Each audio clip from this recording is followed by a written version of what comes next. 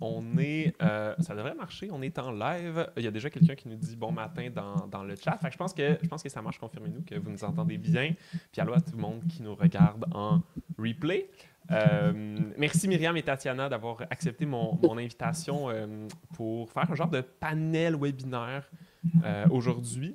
On va parler un peu il y a beaucoup de changements qui se passent en ce moment dans le marketing, puis c'est facile d'être perdu, de se sentir à la traîne, de se sentir en retard. Fait qu'on va parler un peu de tout ça, comment s'y protéger, comment s'adapter à ça, puis on va voir que c'est plus aussi simple que juste changer notre recette de marketing puis changer notre façon de. On s'en va un peu plus large.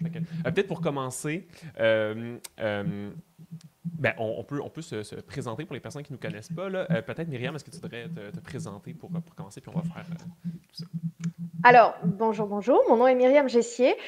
Normalement, si vous êtes au Québec ou en France ou même à Londres, vous pouvez taper mon prénom avec ma job, SEO, et vous allez tout savoir de moi, en fait. Il y a d'autres Myriam dans mon domaine, mais les pauvres, elles n'arrivent pas à se positionner. Donc, Wow.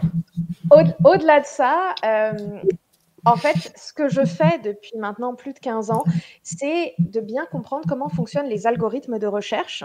Et la recherche, c'est tellement démocratisé qu'en fait, quand on parle d'une barre de recherche, c'est TikTok, c'est YouTube, c'est Google. Ils ont tellement bien fait leur job, Google, que tout le monde utilise maintenant la recherche, les algorithmes. Et comment est-ce qu'on décrypte ça? Parce que, avant que je passe la main, c'est pas juste des gros changements, c'est un changement de paradigme. Qu'est-ce que ça veut dire? Nos bonnes pratiques sont en train de changer, nos croyances par rapport au marketing sont en train de changer et nos façons de faire. C'est pas juste une petite tactique qui va débloquer quelque chose ou un nouveau canal.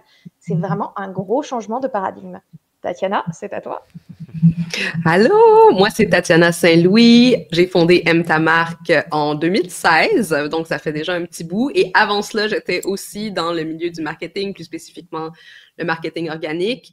Mais là, vraiment, mon focus, c'est de vraiment réfléchir à comment est-ce qu'on traduit des entités numériques, comment est-ce qu'on traduit des identités dans le monde du web et comment on se fait pour se faire voir, connaître, reconnaître, rémunérer, respecter grâce aux outils du web. Fait que, tu sais, on travaille sur le marketing, on travaille sur le positionnement, on travaille aussi sur comment est-ce qu'on utilise les communautés, les modèles plus organiques pour aller chercher pas juste cette visibilité, mais plus spécifiquement cette notoriété, cette marque qu'on essaye de laisser dans l'esprit des gens.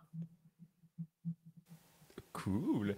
Merci Myriam et Tatiana d'avoir accepté mon invitation. Je me présente très rapidement. Moi, c'est Charles. J'ai une agence de publicité en ligne. Je travaille en publicité en ligne depuis, ça va faire peut-être proche de 10 ans maintenant. Ça commence à faire longtemps quand même, pour le monde de la publicité en ligne en tout cas. Et puis, c'est la raison pour laquelle on est ici aujourd'hui, puis la raison pour laquelle j'ai contacté Tatiana, j'ai contacté Myriam, puis qu'on s'est dit, il faut parler de ça, il faut faire quelque chose là-dessus.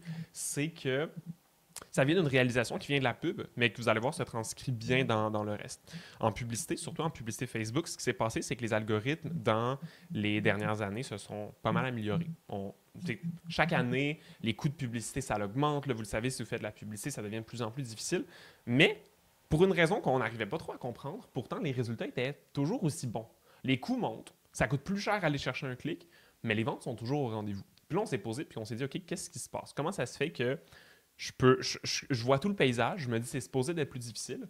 Et pourtant, en ce moment, quand je regarde mes résultats sur papier, ils sont encore vraiment excellents.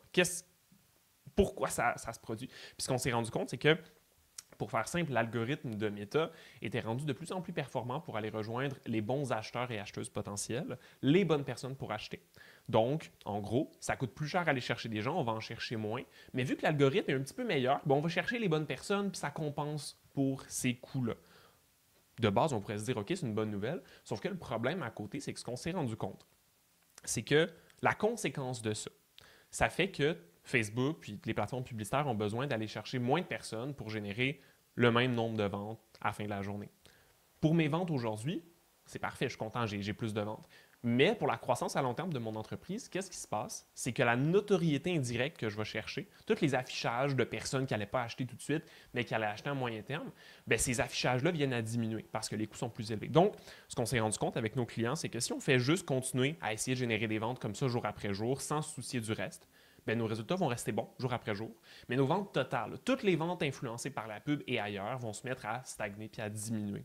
Fait que si je suis juste cantonné à mon gestionnaire de publicité puis juste cantonné à mes campagnes, là, œillère, je regarde juste ça, je suis dans un monde où est-ce que tout est beau. Puis si je regarde mes ventes totales, ben, je suis dans un monde où c'est la catastrophe puis j'arrive pas à comprendre pourquoi.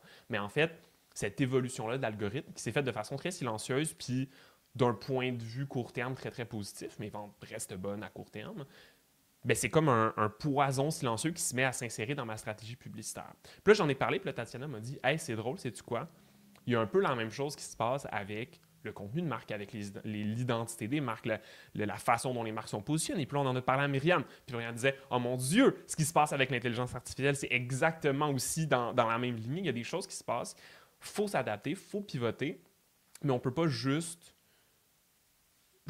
cliquer sur quelque chose, puis voilà, le changement est fait. Comme à l'époque, quand, je sais pas, quand on s'est dit, OK, il faut faire de la vidéo, puis c'est bon, la mode est à la vidéo, il faut tous faire de la vidéo. On n'est plus dans un changement aussi simple que se dire qu'il faut passer d'un à l'autre ou il faut se mettre à rajouter des mots-clés dans nos textes pour qu'ils soient mieux référencés. T'sais, on est dans un gros changement qui nous demande un changement de stratégie, un changement de vision du marketing, un changement d'au funnel. Bref, c'est plus complexe que ça.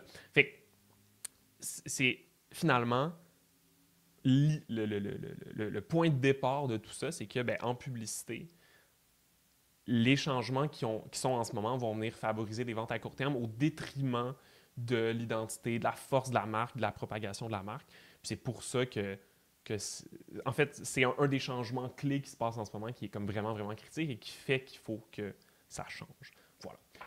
Fait que je pense que Tatiana avait comme un bon chemin à faire avec ça par rapport à la brand et tout ça, parce que finalement, ça suit un peu ça. Ouais, puis je trouvais ça fascinant que tu parles de ça d'un point de vue très publicitaire, parce qu'à quelque part, souvent, ça va être ça comme « Ah, est-ce que ton message est bon? Est-ce que ton brand est assez fort? Est-ce que tu sais... » Puis récemment, j'étais sur Facebook, puis je me disais, c'est vrai qu'ils sont vraiment bien ciblés, les pubs. Genre, ils savent exactement ce que j'ai comme besoin maintenant pour cliquer, pour acheter leur truc à 27 ou 97 $. Tu sais, vraiment comme des petits prix de consommation snackable, tu sais, quelque chose qu'on va comme aller genre chercher rapidement pour remplir notre besoin de dopamine, de dire, ah, j'ai posé une action pour ce problème que je semble avoir, tu sais. Mais naturellement, après ça, ben, ça se traduit pas en valeur long terme. Puis ça, c'est vraiment une des grandes problématiques du marketing web, c'est de comme calculer la valeur long terme qu'on va aller chercher, que ce soit avec nos tactiques publicitaires ou même nos tactiques de contenu. C'est sûr que le contenu est toujours considéré dans un horizon plus long terme, mais encore là, on est devenu tellement dépendant des algorithmes qu'on n'a pas vu, comme tu dis, qu'ils se sont refermés sur eux-mêmes, puis là, ils sont juste en train de récolter. Ils ont créé leur propre univers à travers lequel ils ont optimisé leurs besoins, leurs métriques, leur fonctionnement. Puis nous, là-dedans, ben, on se dit, ah, ben, c'était des outils publicitaires, c'était des outils... Non, mais ça a toujours été des outils de méta pour méta, là, ça a toujours été ça leur modèle d'affaires. Puis le fait qu'on se réveille aujourd'hui puis qu'on se dise, OK, ben, l'algorithme, que ce soit Meta ou LinkedIn ou peu importe, les algorithmes ont changé, c'est, ben oui, parce qu'ils ont créé, genre, suffisamment de dépendance pour nous. Là, maintenant, ils sont comme, all right, genre, vous avez le choix, vous pouvez sortir, vous pouvez rester, mais nous, on va récolter. Fait que dans le fond, là, c'est vraiment de se poser une question, qu'est-ce qu'on fait avec le brand à travers tout ça? Parce que ce qui est arrivé, c'est que les gens se sont mis dans une course à la visibilité, aux likes, aux algorithmes, aux choses comme ça. Puis, ils n'ont pas nécessairement développé ce que moi, j'ai toujours essayé de mettre le focus puis dire, OK, il faut absolument qu'on travaille sur la notoriété. Puis la notoriété, c'est ce qu'on vient quand on ferme les canaux de visibilité. C'est comme, est-ce que ton écho résonne encore dans la tête des gens? Est-ce que tu es capable justement d'avoir des signaux qui reviennent malgré le fait que, par exemple, une plateforme ou, je sais pas moi, genre, je me suis fait kick out de Instagram ou whatever, est-ce que j'ai suffisamment de notoriété qui va comme perdurer dans les communautés que j'ai investies? Puis c'est là que souvent, ben, on va devoir changer complètement notre paradigme marketing parce qu'on n'a plus les mêmes métriques pour aller calculer ce type de notoriété. Puis je pense que, tu sais, si je demandais à les gens dans le chat ici, comment est-ce que vous calculez votre notoriété, ça serait intéressant de savoir, ben, c'est quoi vos métriques, tu sais, parce que c'est pas quelque chose qu'on va mettre de l'avant de façon très explicite dans la majorité de nos stratégies marketing, surtout si on n'a pas une équipe marketing qui travaille genre sur plusieurs plateformes. Il y a des brands qui ont des notoriétés très fortes, genre Chanel, j'ai pas besoin de regarder son Instagram pour savoir ce qu'ils font, mais nous, comme personal brand, comme des petites entreprises, des PME, comment est-ce qu'on fait pour la développer au-delà genre de constamment être dans la face des gens? Fait que je vais laisser ça comme là pour le moment. Je laisse la parole à quelqu'un d'autre, mais on peut continuer aussi dans cette vague-là. Ah là là, j'ai des opinions parce que, quand on me dit, oui, alors la publicité, ça cible beaucoup mieux, les plateformes, elles veulent absorber encore plus de données. Il va falloir qu'on discute de plusieurs petites choses. Donc je suis là pour vulgariser le côté technique. Numéro 1, Google est en ce moment menacé par le gouvernement américain, les tribunaux, de devoir vendre Chrome. Et là, vous devez vous dire: «Mais qu'est-ce que j'en ai à faire moi?» Eh bien, moi, ce que je regarde, c'est à quel point il y avait des gens qui étaient prêts à sauter dessus et à acheter Chrome, de manière intense. Non seulement ça, mais on a le PDG de Perplexity.ai, qui est un LLM comme ChatGPT, un compétiteur, qui dit: nous, on va créer notre propre furteur. C'est parce qu'en fait, ils sont en train d'aspirer énormément de données sur les comportements des gens via les navigateurs. On passe même plus par les cookies, on passe par les comportements qui sont traqués dans les navigateurs. Okay, donc, mon second point, c'est cette révolution, puis c'est pas vraiment une révolution, mais c'est un gros changement. Tout le monde dit: «Ah, c'est arrivé, personne n'en a parlé» et cetera. Non, ça fait plus de 10 ans que je vois ça arriver dans les moteurs de recherche, que je vois ça dans les plateformes sociales, parce qu'une de mes spécialités, comme je l'ai dit, c'est de comprendre comment est-ce que les machines réfléchissent. Et je me suis rendu compte, Google et Facebook, ils se sentent vraiment à l'aise de réécrire les contenus que j'ai écrits. On me propose d'écrire mes publicités à moi, génial. Et après, je me pose la question: «Ouais, mais d'où est-ce que vous tirez cette confiance, en fait? Comment ça fonctionne?» Et c'est là que je me suis rendu compte qu'il y a un gros changement. Avant, on faisait de la publicité avec par exemple, sur Facebook, ça va être pas mal de démographie, on va choisir sa petite sauce, son persona, on va choisir ses mots-clés sur Google, on va faire ses pubs. Mais en fait, aujourd'hui, je suis capable, dans Google, de parler, de poser une question sur pourquoi est-ce que les plantes, elles sont vertes. Je ne vais jamais utiliser le mot chlorophylle, mais il va comprendre que je parle de chlorophylle. Et mon truc favori, c'est d'aller dans n'importe quel LLM et de faire: «Tu sais, il y a un film là qui parle du cancer du sein masculin, et puis il y a une gagne, mais tu es pas censé te dire que tu fais partie de la gagne. Puis quand tu as un dude qui maintenant qui a un corps de papa et qui va au gym, il va montrer la photo de l'acteur dans ce film et dire: "Je veux ce corps-là"». Et la machine me dit: «Ouais, je sais que tu parles de Fight Club». C'est la façon la plus intense et inattendue de décrire Fight Club. Mais notre cerveau est capable de faire ça, de connecter différents points pour décrire une chose. Donc là, on est passé du mot-clé Fight Club à l'entité Fight Club. Et l'entité Fight Club, autant par exemple, moi, mon nom et mon prénom Myriam Gessier, ce sont des mots-clés que les gens peuvent taper. Mais le fait que Google soit capable de dire: tu sais quoi, t'es au Québec, tu cherches une Myriam qui fait du SEO. Je connecte Myriam, Québec, SEO. Ouais, en fait, il y en a juste une des Myriam qui fait ça ici, qu'on connaît bien et qu'on aime bien. Check. Donc ça, c'est quelque chose de fondamentalement différent. Ça veut dire que votre marque, maintenant, c'est plus quelque chose qui est un nom. C'est la façon dont vous parlez de vous-même, aussi bien le nom de la marque, mais les attributs, mais aussi la façon dont les gens vont décrire la marque. Donc, est-ce que la marque est devenue un verbe? Est-ce qu'on y fait référence? Est-ce qu'il y a des produits, etc. Toutes ces machines vont absorber toutes ces informations et ensuite dire: ouh, basé sur ton contexte, ou basé sur ton contexte plus le contexte de la phrase que tu viens de taper, bah, on déduit que tu voudrais potentiellement ça, ça, ça comme marque. Donc, un de mes trucs favoris aussi, c'est d'aller dans les LLM et de dire: «Dis-moi quelles sont les meilleures chouquettes proches dans le Bas-Saint-Laurent». Alors, je sais qu'il y a très, très peu de gens aujourd'hui qui savent ce que c'est une chouquette. Je vous conseille d'aller en manger. C'est une petite pâtisserie française Et elles sont vraiment bonnes, super légères, c'est de la pâte à choux avec des gros grains de sucre et tout, c'est génial. Mais c'est pas tout le monde qui en fait. Bah, la machine est en mode: «OK, je sais exactement à qui tu fais référence, voici la boulangerie numéro 1, mais si tu en veux des pas pires, il y en a 2 autres». J'ai plus besoin de donner le nom, je peux même faire référence à un produit et la machine va faire: «OK, voici l'entité, voici la marque qui est la plus connue avec ton contexte, bah, Saint-Laurent, qu'on va t'afficher, en fait». Donc Charles, je te vois hocher de la tête, je vais te laisser rebondir dessus.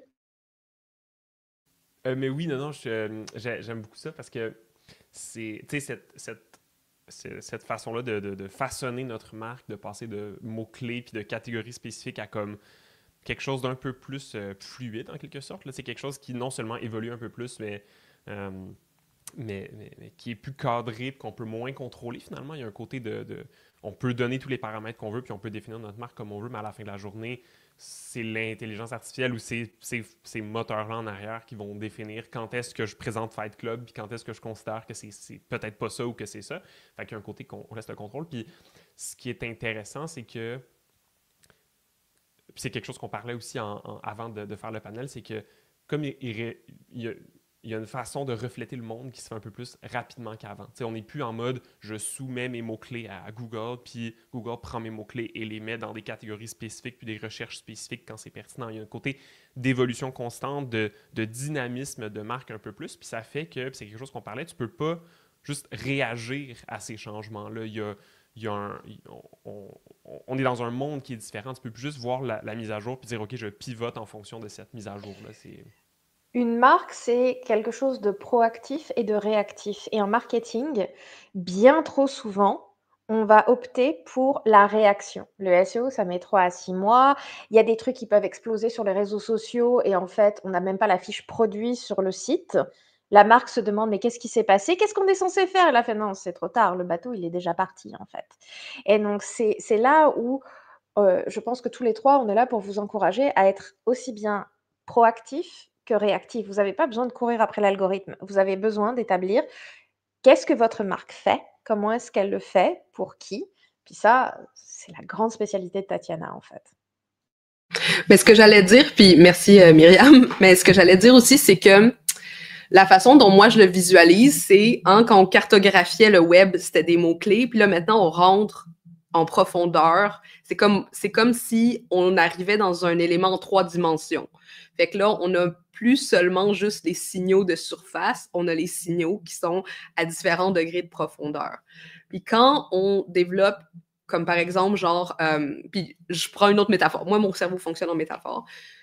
La métaphore d'une symphonie ou d'une pièce de musique, genre avec plusieurs instruments, genre même si on prend juste un quatuor ou peu importe, on va avoir des notes basses puis on va avoir des notes élevées. Les notes qui sont les plus aiguës ou les plus élevées ou la mélodie principale, c'est celle qu'on va entendre en priorité, celle qui va être la plus saillante. Quand on fait de la pub, quand on fait genre de la visibilité très proactive, genre très, très, très, très de haut niveau, on entend cette mélodie. Quand on plonge au sein de la marque, qu'on entend les commentaires clients, justement tout ce qui est le bouche à oreille, etc., comme le brand visuel, tout ce qui est les événements qu'on a créés, les collaborations qu'on a créées, le réseau qu'on a créé en dessous de ce qui est comme de premier niveau, mais là, on commence à avoir de la profondeur dans cette marque-là, puis on peut commencer à entendre d'autres signaux qui sont peut-être plus profonds. Puis la robustesse d'une marque, va vraiment vivre dans cette profondeur-là. Parce que si on arrive dans un niveau où il y a tellement de bruit qu'on n'entend plus la mélodie principale, il faut que les personnes qui sont ouvertes à la fréquence de profondeur soient capables de l'entendre aussi. Puis si on n'a pas cette fréquence-là, on va se perdre dans le bruit. Fait que je sais pas si ma métaphore est utile, mais c'est ce que j'avais envie d'apporter en lien avec ce que tu parlais, Myriam, avec tes exemples puis tout ça. Oui, parce qu'en fait, le problème maintenant, c'est que si on ressemble trop à d'autres marques, ça crée ce qu'on appelle un glissement sémantique. Les machines ne savent pas qu'est-ce que tu fais, pour qui tu le fais. Donc, il n'y a jamais de bon contexte pour te recommander, ou sinon, ça va être le mauvais contexte dans lequel on va te recommander. Donc ça, c'est un premier problème. Le second problème, c'est que ça veut dire qu'il faut qu'on pense à sa marque différemment. Et ça, je sais que c'était un des éléments qu'on avait abordé ensemble, c'est comment est-ce qu'on peut se protéger des changements, en fait. Et tu nous donnes déjà une excellente piste. Pour moi, la façon dont je le vois, c'est il faut bien comprendre que maintenant, on n'a pas une marque. On a la marque que nous, on connaît en tant que marque, on communique aux gens. On a la marque latente, c'est qu'est-ce que les gens ils vont dire de notre marque à nous. Donc, par exemple, Coca-Cola, en ce moment, je veux bien qu'ils nous racontent pas mal de choses, mais les Canadiens et les Québécois, ils ont des opinions sur le produit. Hein. Et après, on se retrouve avec qu'est-ce que la marque, elle a peur. Donc, qu'est-ce qui peut être leaké? Qu'est-ce qui peut être problématique? Ou quels sont les bouts qu'on aimerait discrètement fider dans la machine, mais pas nécessairement faire de grosses campagnes sociales là-dessus. On veut juste calmement que les gens le comprennent. Ça, c'est notre marque ombre. Et le dernier bout, c'est la boîte noire. Le bout qu'on ne contrôle pas, c'est la marque qui va être narrée par un LLM, par Google en mode AI. Et donc, il faut bien comprendre que tous ces bouts-là, ils vont dans la boîte noire. Et on ne sait pas si c'est 50% la marque qu'on contrôle et 50% divisé dans les deux autres, ou si Google va décider, en fait, ce que tous les gens disent sur Reddit en ce moment, ça nous impacte plus dans le contexte que ce que toi tu nous racontes de ta marque. Parce qu'il y a un disconnect entre ce que tu dis et ce que les gens disent. Donc, Charles, qu'est-ce que toi tu as vu? Parce que tu as parlé de quand on fait des publicités, c'est génial, ça cible mieux. Mais on est moins exposé aux gens, on a moins cette capacité de contrôler notre visibilité. Ouais, vraiment. Puis c'est, au final, nous, en pub, on va dire la grosse protection qu'on voit, qu'on peut mettre en place, parce que là, on parle de ça comme il y a des facteurs qu'on contrôle pas, il y a des facteurs qu'on contrôle. Je vais parler pour la pub, puis je pense que Tatiana, tu as des bons points sur le côté un peu plus contenu, parce qu'il y a des contenus plus comme que tu peux suivre les trends, puis il y a des contenus que tu parlais un peu qui peuvent aller dans les bases, puis comme nourrir ton identité de marque. Mais côté publicité, là où vraiment le changement s'est fait, ou se fait de plus en plus, c'est que tu as deux volets.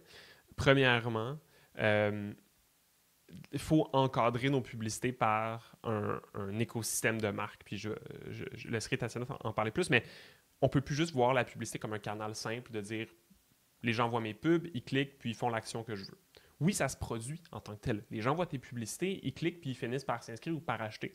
Sauf que ce que peut-être qui était plus mis de côté à l'époque, puis qu'on essaie de plus en plus de faire comprendre et à notre clientèle et à tout le monde, c'est que ce qui va influencer quelqu'un à cliquer sur ta pub, c'est est-ce qu'il t'a déjà vu dans le passé? Est-ce qu'il a déjà entendu parler de toi positivement?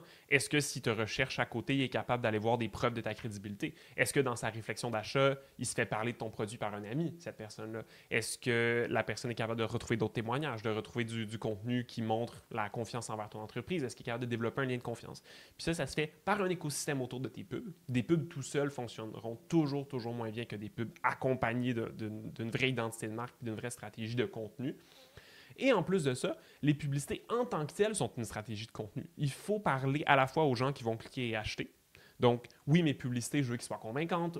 Si je mets de l'avant des produits pour une boutique en ligne, par exemple, si je mets de l'avant des vêtements, je veux que les gens achètent mes vêtements tout de suite. Je veux montrer qu'ils sont intéressants parce que rien de mieux que mettre mes vêtements dans les mains des personnes pour qu'ils voient à quel point c'est incroyable.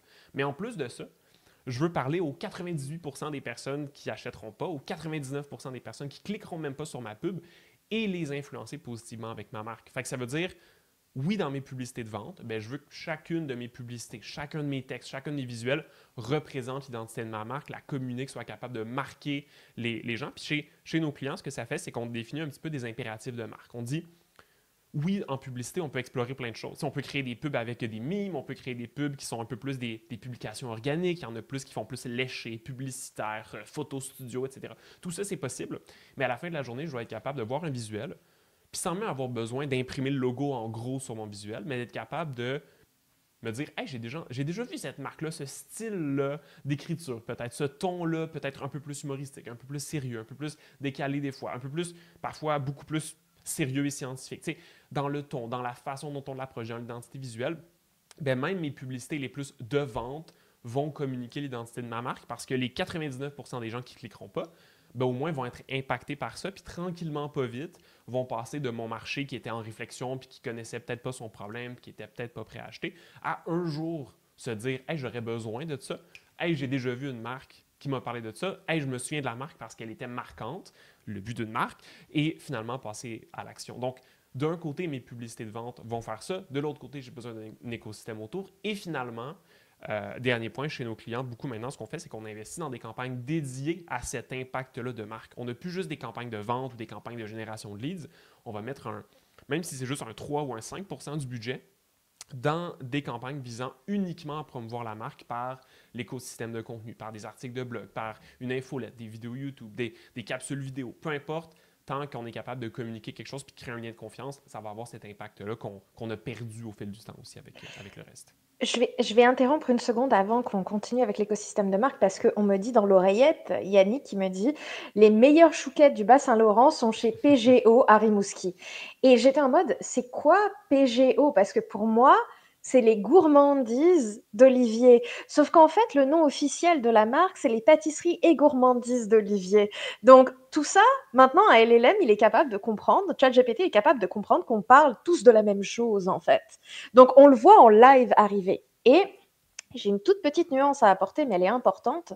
C'est que les marques, elles s'intègrent dans un tissu social. Okay, un tissu social local.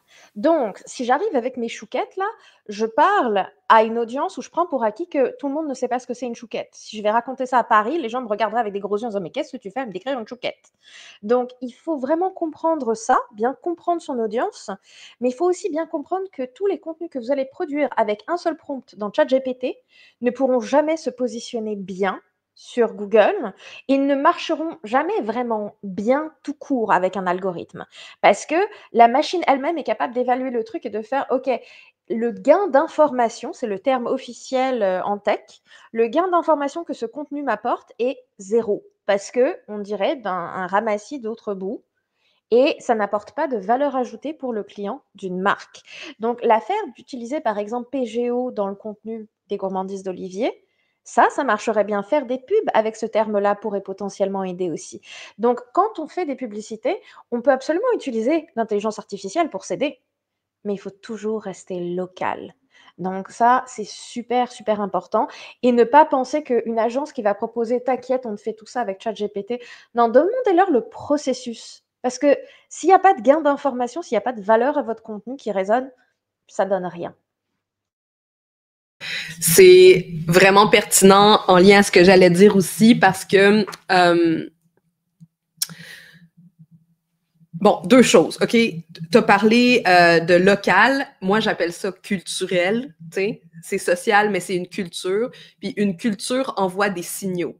Puis c'est intéressant parce que quand on lit vraiment des personnes qui sont, je pense à Rama Sood de Study, elle parle beaucoup de la culture et le marketing. Bref, la culture va toujours aller plus vite que n'importe quel algorithme, parce que c'est ce qui est organique, c'est les humains qui interagissent ensemble, c'est les nouveaux paradigmes qui se créent, c'est les nouvelles réflexions qui sont en train d'émerger.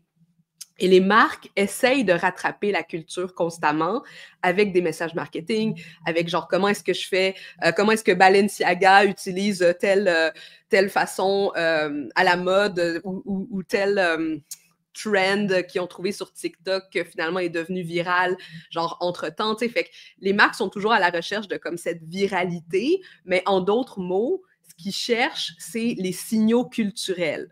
Puis les signaux culturels, nous, comme brand, même si on est un petit brand, on a accès à ces signaux-là à travers notre audience, à travers, genre, notre public. Quand on crée du contenu, on envoie des sondes qui nous ramènent des signaux culturels. Fait que si on focus sur ChatGPT pour nous donner ces réponses-là, on n'entend pas les signaux de la culture, on entend genre des réplications du passé. On est focusé sur qu'est-ce qui a déjà été et qu'est-ce qui a déjà été à la mode, qu'est-ce qui a déjà été découvert ou peu importe, mais pas de qu'est-ce qui est en train d'arriver. Et de cette façon-là, on va toujours être en retard sur notre audience et on sera toujours à la course pour essayer de rattraper quelque chose qu'on n'est pas capable de maîtriser. Donc, quand on crée le brand, c'est vraiment important de comprendre que l'IA va aplatir les identités. Nous, tantôt, on parlait de profondeur, on parlait de profondeur de marque, on parle d'écosystème, puis je vais en parler, mais ce qu'on veut, c'est d'avoir le plus de dimensions possible parce que de cette façon-là, on va capter davantage de signaux et qu'on va pouvoir ensuite retranscrire et traduire en offre, en contenu ou peu importe. Le contenu est l'offre minimale. Hein. Un contenu, c'est comme une offre minimale qui nous permet de dire ça résonne pas. J'ai des gens qui agissent, qui agissent pas. Et ce qu'on va vouloir avec notre écosystème, c'est d'avoir des lieux où on peut mettre ces sondes-là, là où on n'est pas esclave ou on paye pas, j'ai écrit la taxe Meta. Hein? La taxe Meta ou la taxe Google ou whatever. Comment est-ce que je fais pour avoir l'information qui va pas être traduite par l'aplatissement ou qui va pas être traduite par l'obsolescence? Puis pour ça, ben, tu sais, il n'y a rien de mieux que, tu sais, des fois, genre, je dis, moi, je suis une marketeuse de contenu, mais j'ai rien contre les gens qui font du porte-à-porte. J'ai rien contre les gens qui font du networking ou, tu sais, des BNI ou des choses comme ça. Si c'est comme ça que tu vas chercher ton information, so be it, tu sais. Et c'est correct, tu sais, parce que plus on a ces actifs-là ou ces investissements-là qui sont un petit peu partout, moins on est dépendant d'un canal d'acquisition. Puis quand on dit canal d'acquisition, c'est pas des clients, c'est des signaux culturels.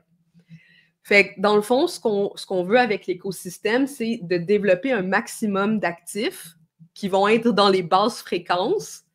Puis après ça, on peut créer justement le bruit ou whatever, genre, tu sais, faire partie, genre, des conversations plus ouvertes aussi, là, faire de la pub et toutes ces choses-là.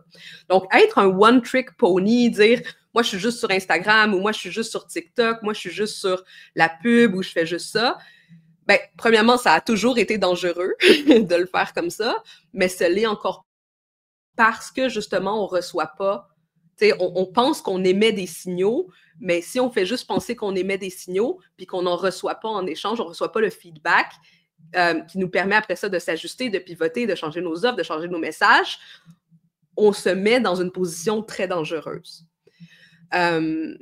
Puis parmi les éléments d'écosystème de contenu, pour moi, ils sont minimales, tu sais, ça a l'air niaiseux, mais dire l'infolettre, c'est un canal minimal parce que l'infolettre, il y a le moins d'obstacles possibles entre nous qui émettons et nous qui recevons l'information.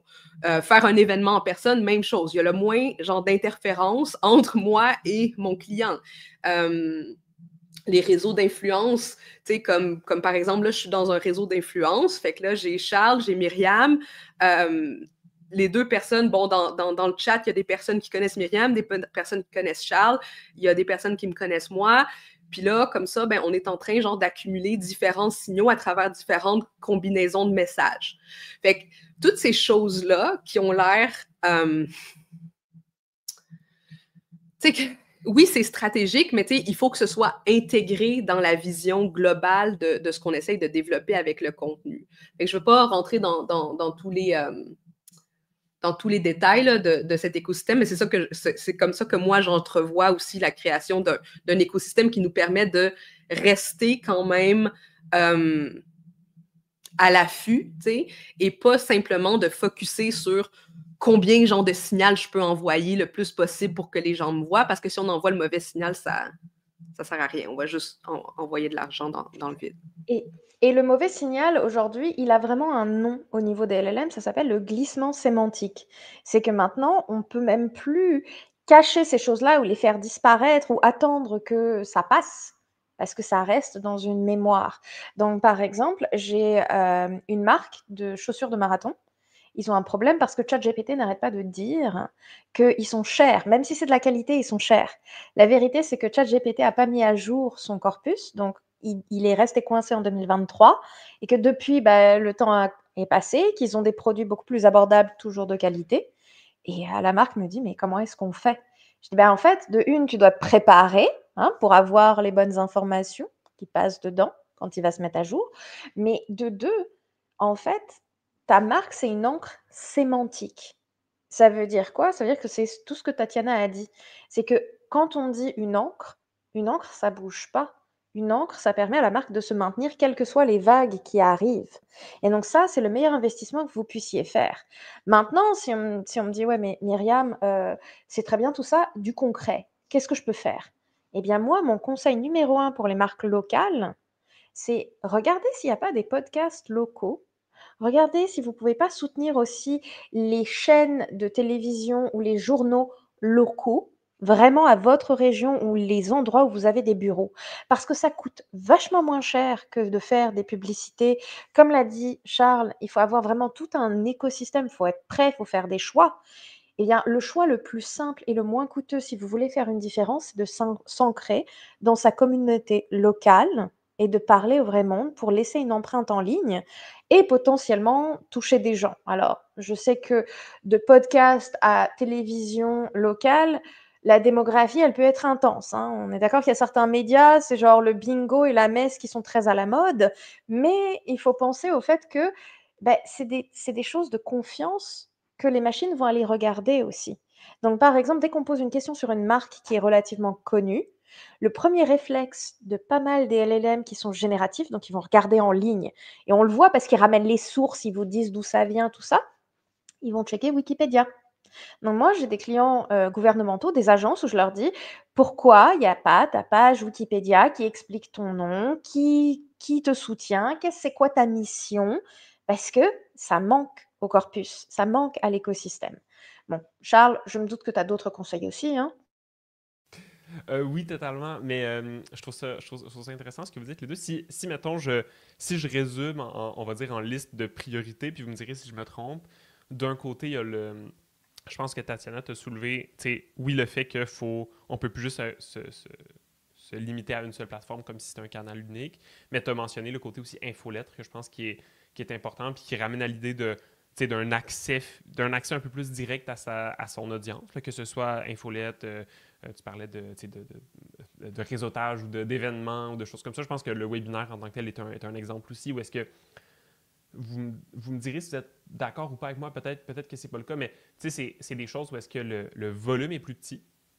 Le volume de personnes sur une infolette va être plus petit que le volume potentiel d'utilisatrices puis d'utilisateurs sur Instagram, si on prend tout le monde, etc. Mais c'est un accès qui est tellement...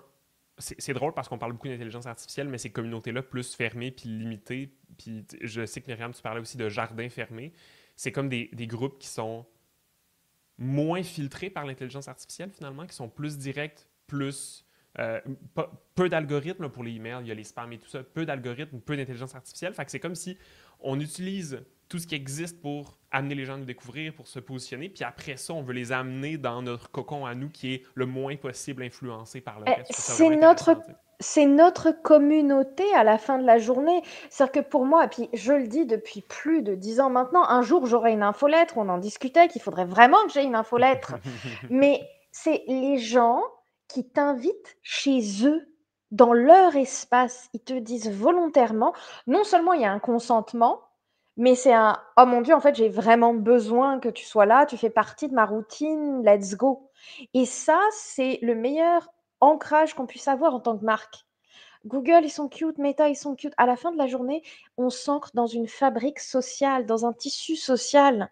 Et ça, c'est notre petit lopin de terre, c'est notre empire à nous, l'infolettre, en fait. Et c'est indéniable. Tout comme mon conseil qui est un petit peu plus ouvert, c'est soutenez vos acteurs locaux. Puis alors, on peut définir ce que c'est local, parce que ça peut être au niveau ultra méga local, ça peut être à un niveau national, ça peut être à un niveau international, à déterminer. Mais c'est super méga important de comprendre ces éléments-là. Et si j'avais un autre conseil à donner, c'est que vous le savez, maintenant, on a la théorie de l'internet mort, Dead Internet Theory, que ce sont des bots qui parlent à des bots, qui parlent à d'autres bots. Donc, si vous n'êtes pas prêt à ça, je vais juste vous le dire. La rumeur, c'est que Johnny Depp, il a payé une agence de PR qui avait des bots pour aller se plaindre. L'autre rumeur, c'est que maintenant, il y a des pays complets qui font ça, dont la Russie. Donc, on sait que le gros truc de confiance, qui est beaucoup plus difficile à infiltrer pour ces bots-là, c'est que la pourriture du web n'arrive pas jusqu'à une infolettre. Oui, il y a le spam, d'accord, mais à la fin de la journée, c'est difficile pour un bot d'avoir la même relation via infolettre. C'est très dur à maintenir. Tout comme un group chat, c'est pas quelque chose qui va être facile à infiltrer, à part bien entendu si vous êtes au niveau du secrétaire de la défense aux États-Unis. Là, clairement, tous les journalistes peuvent rentrer, hein, mais le reste du temps, c'est quand même un canal qu'on contrôle. Et quand je dis qu'on contrôle, c'est pas nécessairement un contrôle en mode une marque est un dictateur. C'est plus en mode vous voulez entendre parler de nous, je suis pas en train de t'embêter. Tu es là pour ça. Je sais que tu me donnes ton temps, je l'honore. J'aime beaucoup. Oui, Tatiana, t'avais quelque chose que tu voulais... Ouais, je pense que le mot-clé que Myriam a dit, c'est territoire. Puis ça, c'est un mot que j'utilise de plus en plus. Puis vous le voyez de plus en plus. Il y a beaucoup d'experts aussi marketing, plus des personnes qui sont des visionnaires là, dans le milieu, qui parlent tu sais, les gens parlent de monde d'élaboration, de tiny world, tu sais, de toutes ces choses-là qui sont de créer des territoires, de juste comme être capable de dire, voici le territoire digital, le territoire numérique que j'investis. Et moi, dans ma vision, c'est pas juste l'infolettre, ce territoire-là, tu sais, ça implique les autres actifs comme notre site web, etc., tu sais. Nos contenus d'autorité, les livres qu'on publie, les relations qu'on crée avec d'autres experts dans l'infosphère, qui est mon nouveau le terme que... en tout cas, bref. Fait que dans le fond, cette histoire de territoire de marque, c'est ce qu'on veut mapper pour nous-mêmes avant même de commencer à dire comme, OK, ben, sur quelle plateforme je veux être et tout ça. Les plateformes sont périphériques au territoire. Le territoire existe, c'est l'entité. C'est l'entité Tatiana Saint-Louis, c'est l'entité Myriam Jessier qui existe dans la matrice web et qu'on veut investir de façon intentionnelle avec certains messages, sachant qu'il y a plein de choses sur lesquelles on n'aura pas le contrôle, mais que plus on est capable de recevoir le feedback puis le signal rapidement, sans interférence, plus on va pouvoir s'ajuster puis garder le contrôle sur ces messages-là.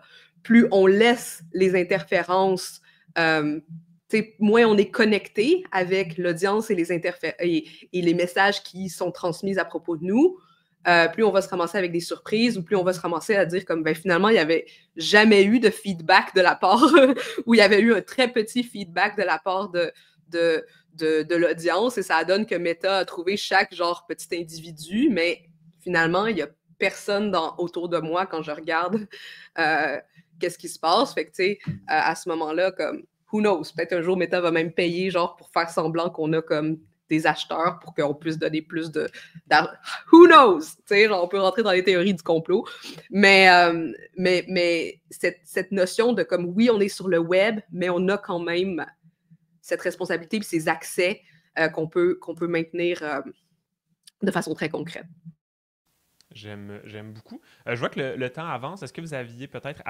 premièrement, aux personnes qui sont dans le chat, n'hésitez pas si vous avez des questions. On va passer une petite période de questions. Je sais qu'on est allé un peu dans plein de directions, mais si vous avez une situation particulière, n'hésitez pas à nous décrire un peu « mon entreprise est rendue là, je fais telle affaire ».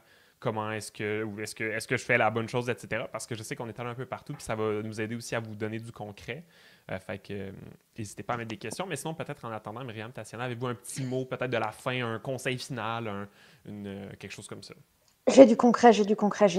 Alors, s'il vous plaît, faites-moi quelque chose. Vous prenez une capture d'écran de votre boutique, vous demandez à ChatGPT, littéralement, vous faites un copier-coller. C'était RLC, c'était RLV. Vous dites, OK, dis-moi tout ce que tu peux me dire de cette boutique. Si la machine, elle n'est pas capable de reconnaître qu'est-ce qui se passe, vous avez de la job. Je ne vous dis pas qu'il y a une prochaine étape et que vous devez faire ceci, cela pour que votre photo, elle soit reconnue. C'est que vous savez qu'il faut donner plus d'informations à la machine sur qui vous êtes, qu'est-ce que vous faites, etc. OK ? Autre point, vous faites la même chose, vous posez la question, pas qui est la meilleure agence, etc. Vous expliquez un problème commun que vous savez que vos clients ont. OK, parce que vous leur avez parlé, parce que vous avez lu les avis, etc. Et vous regardez qui ressort. Et après, au lieu de pleurer, vous demandez à la machine, pourquoi est-ce que tu as sélectionné ça? C'est quoi tes critères? OK. Et dernier point, petite astuce pour tout le monde, si vous allez sur perplexity.ai, AI. C'est un moteur de recherche, en fait, IA, qui ressemble vachement à Google parce que c'est des anciens de Google qui l'ont monté. Et dans cette interface-là, vous pouvez choisir sur un des boutons pour avoir seulement les discussions de Reddit, pour avoir les accès sociaux. Puis si vous ne voulez pas faire ça, et que, mettons, vous avez un hôtel ou autre chose, vous pouvez dire « Je veux avoir les avis clients et savoir ce qui se dit sur ma marque », et vous mettez les sources officielles. Vous en mettez 3. Et vous allez voir qu'il va regarder d'autres trucs, mais il va regarder en priorité. Moi, j'ai fait ça pour une marque d'hôtel. Et ils ont regardé parce que j'ai demandé Booking.com, TripAdvisor et Google. Et il a dit, allez chercher les avis là-dessus, allez chercher les avis là-dessus, allez chercher les avis là-dessus. Donc, vous pouvez demander ce qui se dit tout court sur les réseaux sociaux, mais vous pouvez aussi spécifier les sources que vous voulez. En tout cas, dans cet outil-là, je vous garantis que ça marche. Donc, ça nous aide à faire quoi? Okay? Ça nous aide à bien comprendre les choses. Donc, vraiment, vraiment rapidement. Quand on parle de cybersécurité et qu'on voit les meilleures agences, elles vont dire « On est génial, on fait ça depuis 20 ans et on va vous aider avec un paquet de fluff marketing. » Quand j'ai demandé à Perplexity.ai qu'est-ce qui se dit sur Reddit, les gens en cybersécurité étaient en mode « On comprend rien, ils sont nuls à vendre nos affaires, nous on veut du tangible, dis-nous ce que tu vas concrètement faire avec des mots qu'on comprend. » Ah oui, d'accord. Quand j'ai monté la page qui parlait d'une agence en cybersécurité, j'ai pas suivi les numéros 1 dans Google. J'ai adressé les pain points, là, ce qui fait mal, et la vraie vérité sur le terrain, en fait. Bon, c'est tout. C'était très bon. Je pense que c'est un bon point concret. Fait que comme je disais, si vous avez des questions, n'hésitez pas dans le chat. Je vois qu'il y avait une petite question sur Perplexity, mais ça a été répondu. Mais je trouve ça super pertinent. Je sais pas, Tatiana, t'avais-tu un petit mot de la fin peut-être à ajouter, un conseil, une direction à prendre Ouais, on a été, tu sais, je pense on est tous dans une ère où on a mis beaucoup le focus sur la dopamine. Les gens ont besoin de dopamine, les gens sont beaucoup axés dans l'action immédiate, dans le binge eating, dans genre, tu sais, puis là, quand je dis eating, c'est plus consommer, genre, de l'information.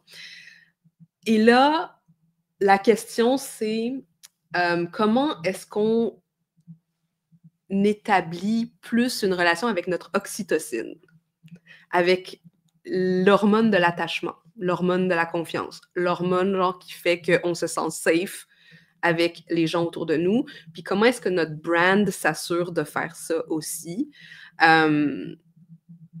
Parce qu'à quelque part, tu sais, on est tous aussi victimes un peu de ce message qu'il faut aller plus vite, écrire plus de contenu, faire plus de contenu. Enfin, ça, c'est notre dopamine, genre, qui réagit. Et là, quand on rentre dans cette espèce de fréquence sous-jacente un petit peu, puis qu'on dit, OK, si je devais me sentir safe avec mes clients et des choses comme ça, qu'est-ce que je voudrais comme créer, qu'est-ce que je voudrais entendre, quel genre de témoignage je voudrais avoir, quel genre d'expérience je veux créer, et qu'est-ce que j'ai en place en ce moment pour m'assurer que c'est ça qui se passe dans l'esprit des gens. Fait que voilà, ça va être ça. Je vais rebondir juste sur une phrase. C'est quoi la familiarité avec une marque? C'est un raccourci mental que les gens font sans même réfléchir en disant « Je considère même pas toutes les options qui sont disponibles à moi parce que c'est trop de travail pour mon cerveau. Je fais déjà confiance, je suis déjà en sécurité avec cette marque. » Donc, par exemple, pour moi, pour les chouquettes, c'est les gourmandises d'Olivier. Wow. Ben, pour mon petit mot de la fin, je résumerais peut-être avec... je pense que ça résume un peu ce qu'on a dit, c'est avec l'accès direct et facile à n'importe qui devient de plus en plus compliqué, qui devient de plus en plus compétitif, là, même si on le simplifie au maximum, il y a de plus en plus de marques qui veulent accéder aux mêmes clientèles que nous, par des positionnements différents, mais au final, pour des fois des services ou des produits qui vont s'y ressembler, qui vont être des alternatives. Le fait d'être capable de passer d'un marketing de je vais chercher quelqu'un par un algorithme, par une trend, puis je l'espère le faire convertir tout de suite et c'est réglé, à un marketing de je ramène les gens dans mon jardin, je ramène les gens chez moi dans ma cour, dans un party barbecue ou juste une fête d'enfants, là, selon qu'est-ce que vous préférez comme fête de cour, une épluchette de blé d'Inde, peu importe. Ben, ça crée une façon de faire du marketing qui est différente, qui est un marketing de communauté un peu plus, et qui peut-être va chercher moins de personnes à convertir rapidement. sais, je pense qu'il y a un changement à faire là, mais qui au final nous ramène des clients qui valent plus, qui achètent plus, qui restent plus longtemps, qui sont plus attachés à notre marque.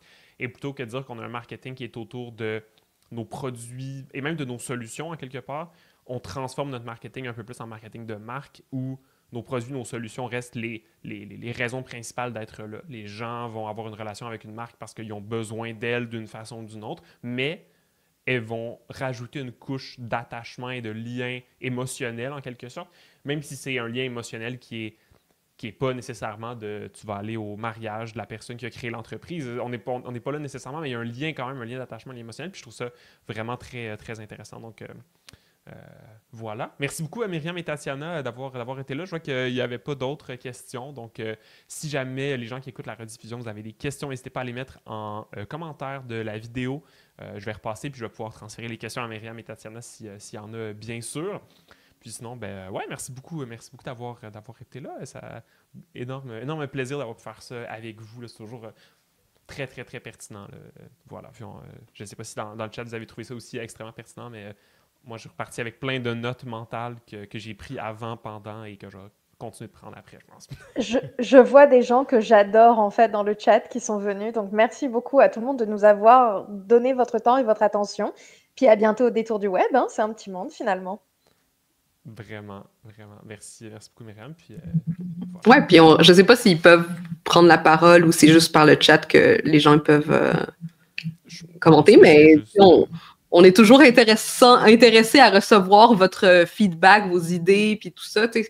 Comme on vient de le parler pendant 45 minutes, c'est ça aussi qui fait qu'on peut faire évoluer ensemble le paradigme parce qu'on est dans ce changement-là. Puis je pense que il y a une autre chose dont on n'a pas beaucoup parlé, mais c'est la notion de production-consommation, puis le cycle informationnel dans lequel on est pris beaucoup et que le marketing veut pas est intimement lié avec ça, puis qu'on est dans la création de contenu, on est intimement lié là-dedans.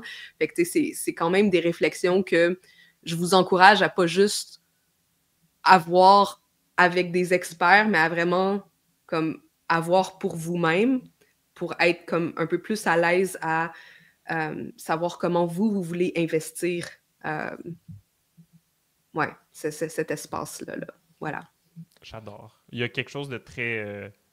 il y a une grosse réflexion à avoir sur sa marque parce que souvent, moi, je rencontre plein d'entrepreneurs qui ne lancent pas leur entreprise avec la marque d'abord puis les produits ensuite. Là, souvent, ou les services, ça se fait souvent comme j'ai quelque chose à offrir puis comment je vais emballer ça dans une marque. Puis là, 3 ans après, je me rends compte que j'en ai pas puis là, je commence à développer tranquillement, etc. Fait que je pense que c'est une réflexion finalement qui n'arrête jamais, mais qui est bonne à avoir de plus en plus rapidement puis de plus en plus de façon consciente parce que si tu ne fais pas toi-même ton chemin puis ta marque, elle va se faire pour toi puis... Comme Myriam parlait de glissement, ça ne sera peut-être pas de la façon que tu le souhaites non plus. Puis en tout cas, ce ne sera pas dans tes mains, là, ça va être dans les mains des autres. C'est souvent ce que je dis. J'ai construit ma marque au début. En fait, j'ai construit mon business en disant oui à tout quand j'ai commencé en tant que consultante. Et j'ai construit ma marque en disant non. J'ai construit ma marque d'une manière à ce que je sais que certains d'entre vous dans le chat n'ont jamais entendu parler de moi, mais clairement, j'ai une audience. La marque, elle n'a pas besoin de faire plaisir à tout le monde. Elle a besoin de cibler les bonnes personnes qui vous cherchent au bon moment, en fait. Et ça, il y a plusieurs portes d'entrée pour ça. Donc, bref, à vous de déterminer comment est-ce que vous allez mener la barque, mais j'ai hâte de voir ça sur le web. À bientôt. Merci beaucoup tout le monde, puis on se retrouve dans un prochain contenu. Bye bye.